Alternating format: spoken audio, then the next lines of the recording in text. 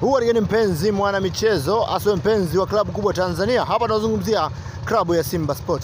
Baada ya matokeo ya goli 4-1 kati ya klabu ya Simba Sport dhidi ya Al Hilal katika mchezo wa kujipima nguvu, goli la klabu ya Simba lifungwa na maestro Elia Mpanzu. Sasa kumezukwa sintofahamu, huku kuna baadhi ya mashabiki wanasema kocha mpya wa klabu ya Simba hafai, lakini kuna ambao wanasema kocha endelee kupewa muda. Sasa lipi ni lipi? Uongozi umesema utakwenda kutoa maamuzi ndani ya masaa 24. Ni uamuzi gani huo ambao unakwenda kufanyika kati ya klabu ya Simba na kocha wao mkuu? Lakini kocha pia amezungumzia suala la wachezaji kukosa fitness kubwa, lakini pia amezungumzia kukataza aina za vilevi na vitu vingine ambavyo vinaweza kusababisha wachezaji wa Simba kukosa fitness. Lakini pia kocha huyu wa klabu ya Simba amewataka wachezaji wa klabu ya Simba ambao wapo katika timu za taifa kufanya mazoezi kwa kujituma, kwa sababu yeye katika kikosi chake bado hajajua first 11 yake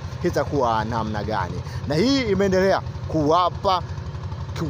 kuhapa ile hamasa wale wachezaji ambao walikuwa hawana nafasi katika timu ya klabu ya Simba. Lakini kocha wa klabu ya Simba pia ameendelea kumuhasa Elia Mpanzu Kibe Sawala kuwa ana matumizi mazuri ya nafasi, licha ya kuwa akiwa anafanya vizuri, lakini amehitaji kuongeza juhudi kwa mchezaji Elia Mpanzu.